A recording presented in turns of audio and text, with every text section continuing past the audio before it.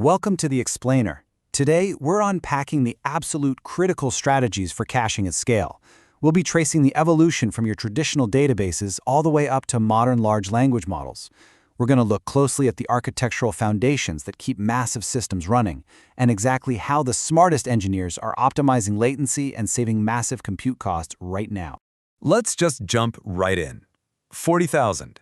That's the number of queries per second Google search handles on a daily basis. To put that in perspective, we're talking about 3.5 billion searches a day. It perfectly illustrates why having a robust caching layer is strictly non-negotiable for system survival. If even a tiny fraction of that sudden traffic bypassed the cache and hit a main database, the entire system would literally collapse. Here is our roadmap for today. 1. What caching is and why. 2. Core strategies and architectures. 3. Navigating major caching pitfalls. 4. Mitigating system meltdowns. 5. LLM prompt caching explained. 6. How to structure LLM prompts. We're going to logically progress from foundational database mechanics, navigate through some incredibly destructive failure states, and ultimately land on cutting-edge AI optimizations. Okay, Section 1, what caching is and why. Let's establish a solid baseline understanding of what we're actually building here. Basically, caching is your high-speed memory layer. Instead of dragging data out of a slow database on a hard drive every single time a user requests a popular profile or a common data point, we keep it readily available right here in memory. This reduces your database load significantly and gives you incredibly fast, sub-50 millisecond latency. Moving on to Section 2, Core Strategies and Architectures. Let's look at how engineers actually construct these layers to handle that massive traffic seamlessly. This is the classic cache-aside pattern. It's an absolutely foundational workflow. When a request comes in, the client always checks the cache first. Think something like Redis. If the data's there, boom, it's returned immediately. If it's a cache miss, the system fetches the data from your slower database like PostgreSQL, populates it into the cache for the next user, and then returns it. But writing data, that's where things get tricky, and you face a major engineering trade-off. With a write-through cache, data is written to both the cache and the database at the exact same time. This gives you strong consistency, your data is always perfectly accurate, but it increases write latency.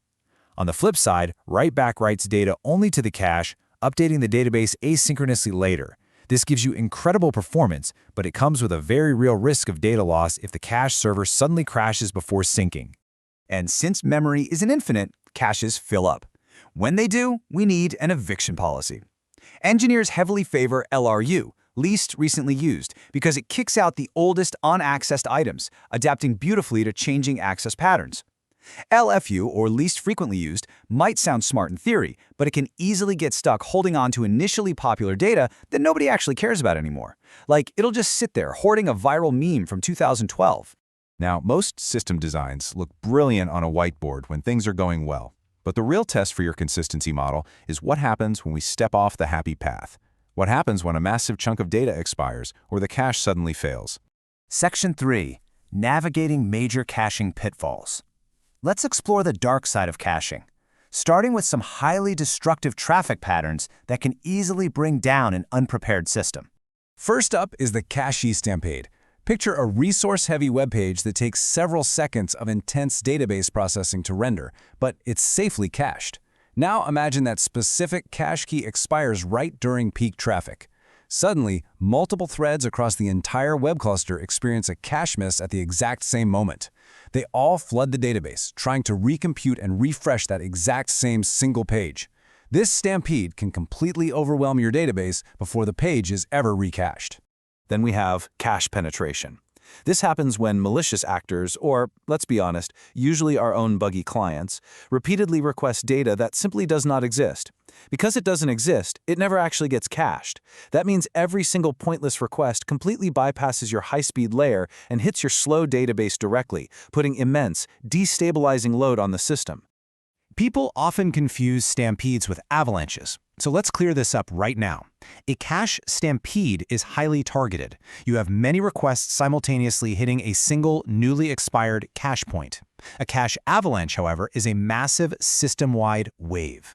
This happens when a huge chunk of cache data expires all at once, or maybe your cache server restarts cold, sending a crushing flood of requests for entirely different data into the database all at the exact same time. So, Section 4, mitigating system meltdowns. How do we actually deploy engineering defenses to keep systems running and fight this stuff off? To fight stampedes, you can force requests to acquire a lock, or you can offload heavy recomputation to a background process. But honestly, one of the most brilliant strategies is probabilistic early expiration. This cleverly adds a bit of randomness, engineers call it jitter, to your time-to-live logic. It staggers the early refreshing of data just before the actual expiration hits, effectively disarming the stampede before it can even form. For cache penetration, you can actually just cache a simple placeholder with a short lifespan to tell the system, hey, this data doesn't exist, sparing the database. Even better, use Bloom filters. It's a space-efficient probabilistic data structure that instantly confirms if a key definitely does not exist before you ever bother the database. And to survive those avalanches, you deploy circuit breakers to temporarily block traffic before a meltdown, ensure you're using highly available clusters, and always proactively pre-warm your cache after a restart so it isn't totally empty when users hit it. Section 5. LLM prompt caching explained. Let's pivot, because large language models require entirely new thinking when it comes to system speed. When dealing with LLMs, you absolutely have to separate two concepts. Output caching seems easy. You just save the AI's final generated response, right? But doing that safely requires rock-solid cache invalidation. You need to hash the model version, the prompt, and the config into composite keys. Because if your consistency model is weak, you risk serving stale, hallucinated, or even non-compliant junk from an old patched model. That's a nightmare for correctness. Prompt caching, on the other hand, is completely different. It focuses purely on the input side, storing the model's pre-computed internal understanding of your prompt itself. Think about it like this. When you send a prompt, the model calculates key value, or KV pairs, at every single transformer layer for every single token. This is the heavy, pre-fill phase where the AI figures out how every word relates to every other word before generating even one letter of response. Instead of reprocessing an entire 50-page document every time you ask a new question about it, prompt caching saves these pre-computed KV pairs, skipping millions of redundant operations. But wait, you can't just cache everything.